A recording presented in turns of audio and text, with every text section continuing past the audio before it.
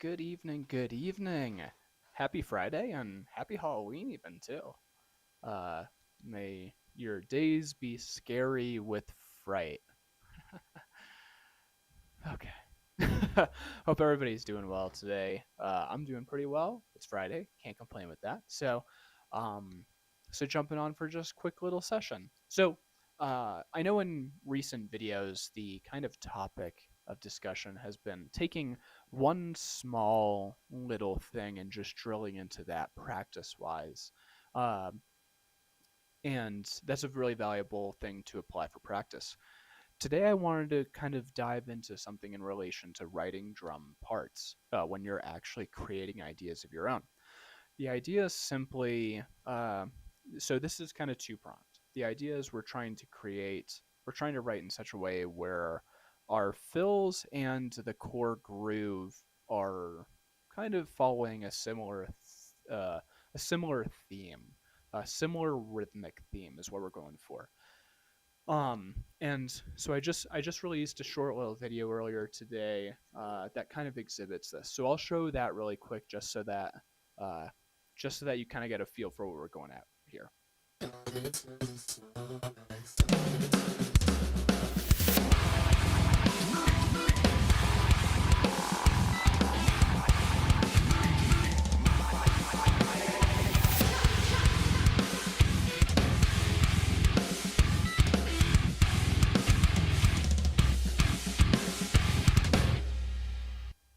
And forgive my scrolling and accidentally right clicking and everything like that.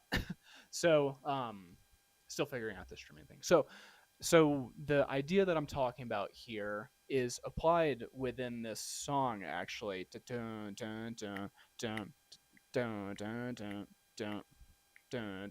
So ultimately, I kind of just came up. So the way that I came up with both the introductory fill as well as the way that I came up with the groove kind of stemmed from me starting with just a general kind of pulse, thematic pulse that I wanted for the idea. And that idea kind of went a little bit like this.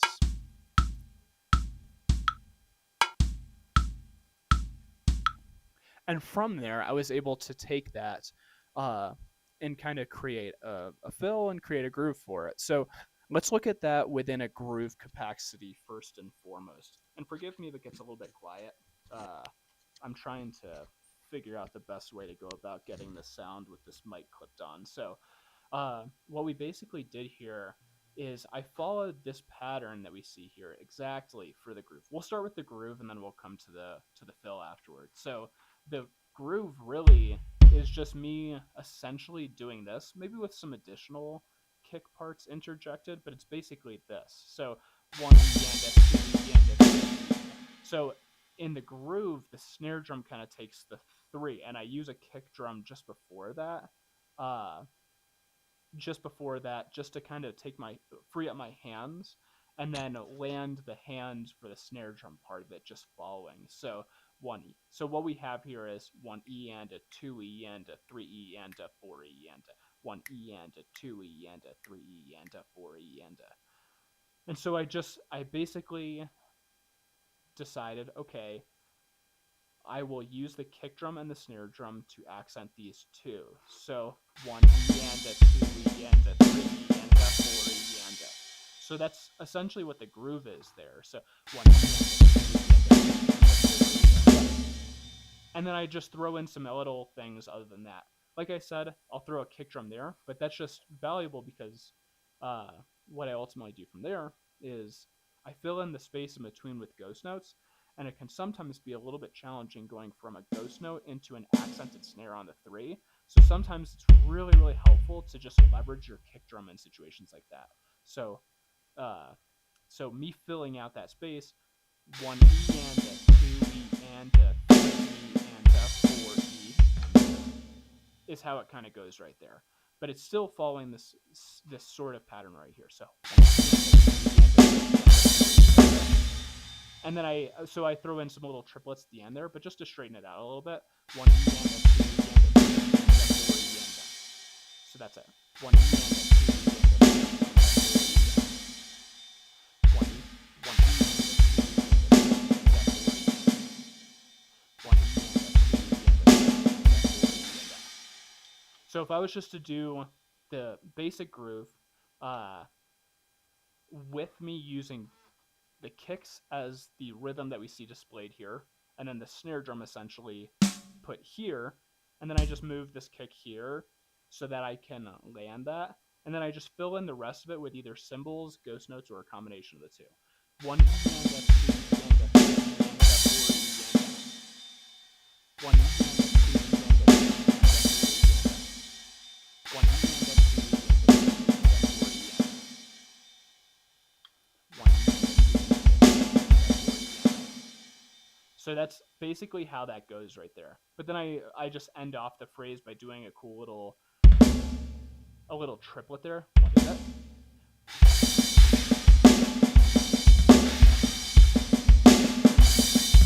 It's just a Bonham triplet right there. So,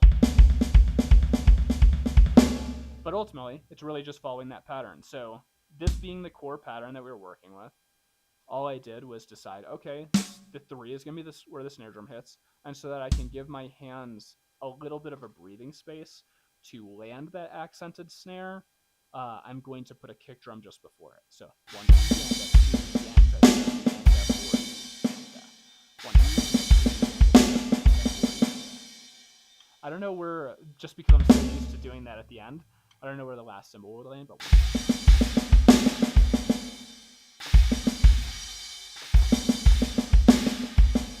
I guess it would technically be there, so. Okay, so this is what it would be if I didn't do the little triplet at the end.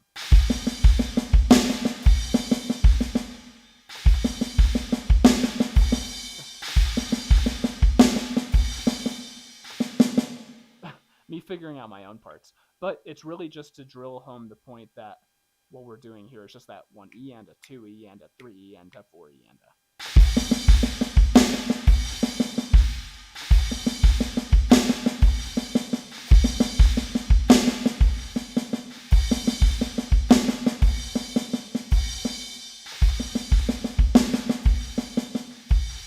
So see that?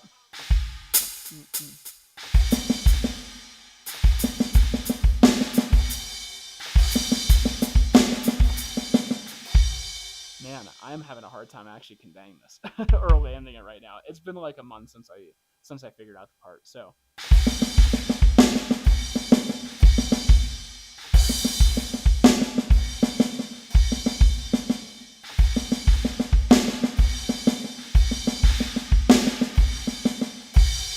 that's basically the whole idea right there. It's really just crashes or cymbals, ghost notes in between, and then the kick drum following this pattern.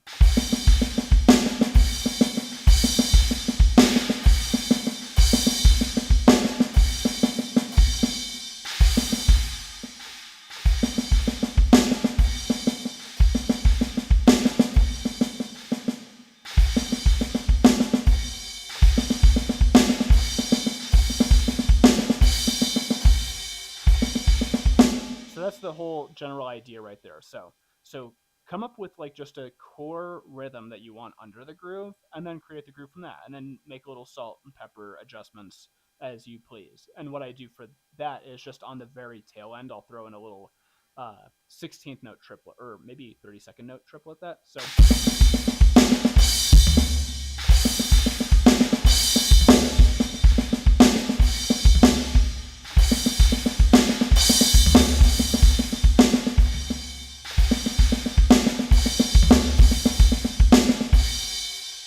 just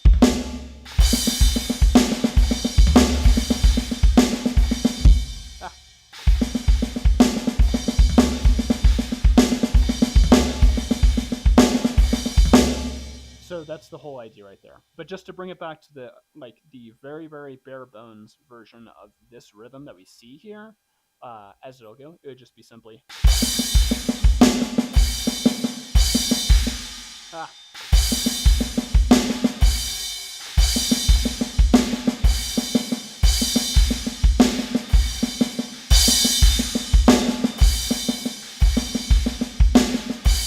So that's it at its core.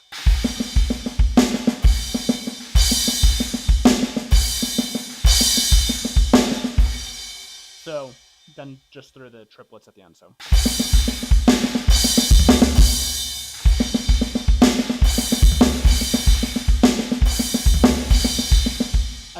And then I change it like the third time through, just to where it has some extra little kicks in it.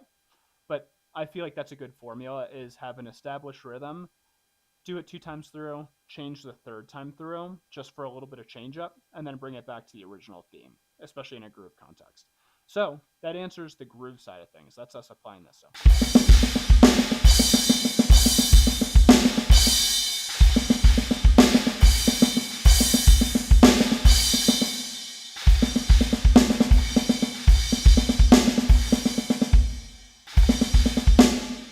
Like I said, it's been about a month since I even touched this groove, so forgive me if it's messy.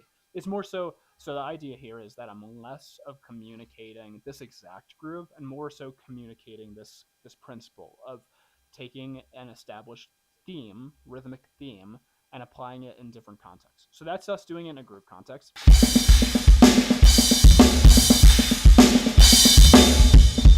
So.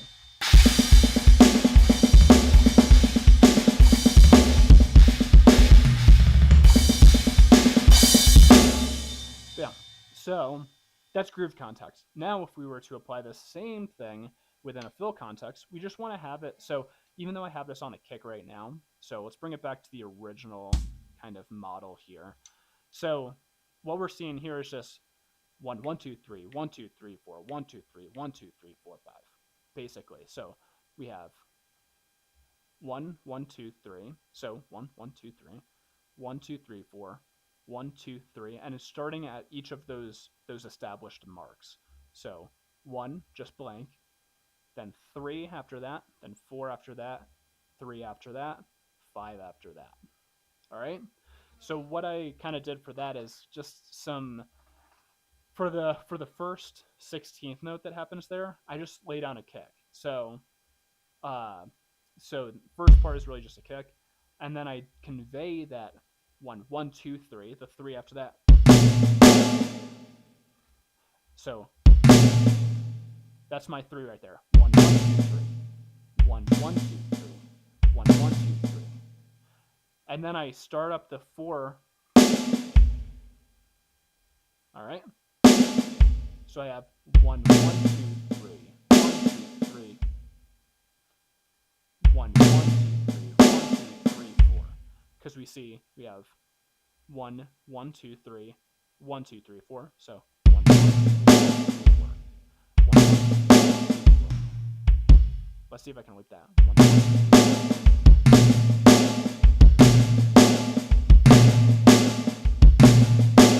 So it's me conveying 1, 1, 2, 3, 1, 2, 3, 4. 1, 1, 2, 3, 1, 2, 3, 4. And then I kind of continue the same idea to work with the final 3 that I have here, as well as the 5 that I have beyond that. So pretty much just the same exact thing for the 3, just Swiss Army triplet. So 1, 1, 2, 3, 1, 2, 3, 4, 1, 2, 3. But then for me to get 5, so it goes 1, 1, 2, 3, 1, 2, 3, or 1, 1, 2, 3, 1, 2, 3, 4, 1, 2, 3, 1, 2, 3, 4.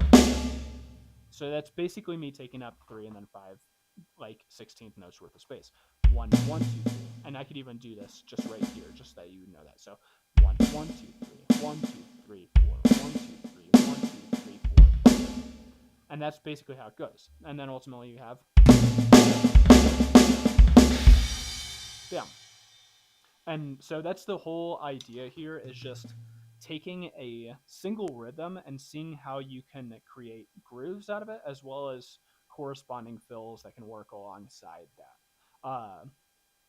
So even if it's any sloppiness that I have on this as conveying it, like I said, it's been a month since I've touched this, but it's a cool groove, and it's a cool principle to apply, because then the fills that you have are going to correspond that much more directly with the grooves that you end up playing. Let's see if I can actually land it a little bit, just because it's cool, and it's been a second since I've touched it. So video starts us. Actually, I do a little snare drum there on the one for the first one.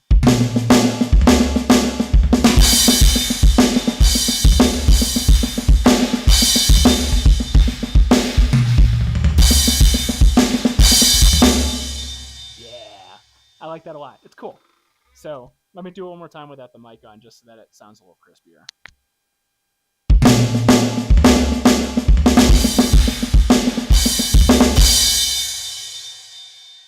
And I blow it right away. This is why it's practice. And honestly, like it's me with any of the videos that I post, it like comes with a lot of rehearsal and it's getting it really, really clean and dialing it. So if I'm not landing stuff right now, it's because I know I use skateboarding as an analogy for this because it's such a good analogy for it. It doesn't mean that you can land it all the time.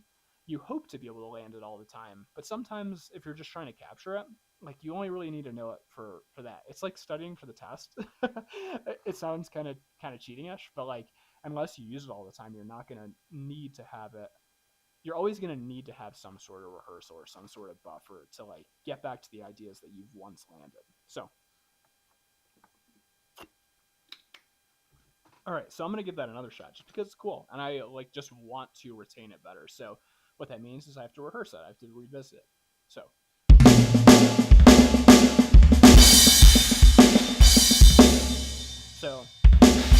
that's how it goes. So.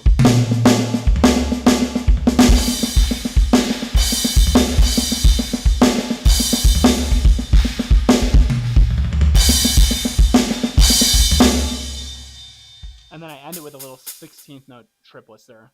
How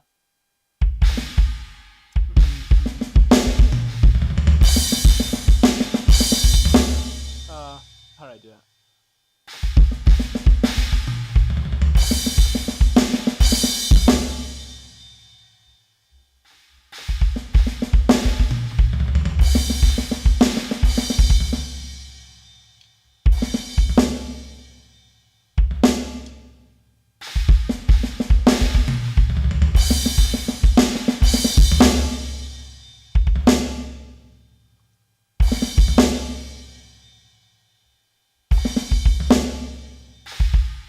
And this is me just working out on the fly. Like this is what it requires to just really actively thinking about it. So it might seem like I'm just kind of lost in space right now. I'm always lost in space though. So. Ah.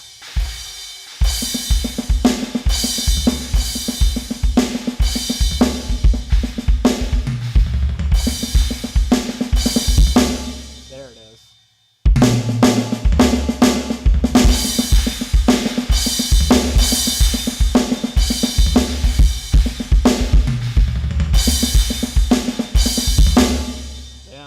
All right, one time without the mic on, but I'm gonna blow it inevitably. Inevitably, so. But let's try it anyways.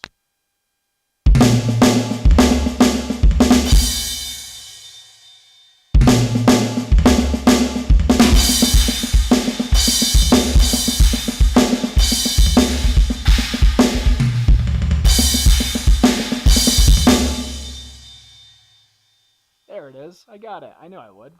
I actually didn't know I would. But more of the story, I put this out so this short little snippet, and I figure I just give some of that context because I feel like it makes writing things, one, a lot easier, two, a lot more receptive to a listener, just because the fills that you produce and the grooves that correspond with them are actually thematically consistent. So it just makes them kind of lock in a little bit better. And it doesn't seem so random from the groove that you play. Like it's not so much like you're playing.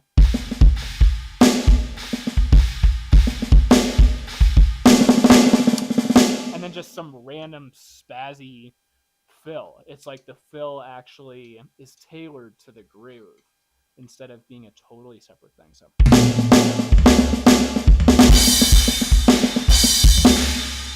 And then I blow it again.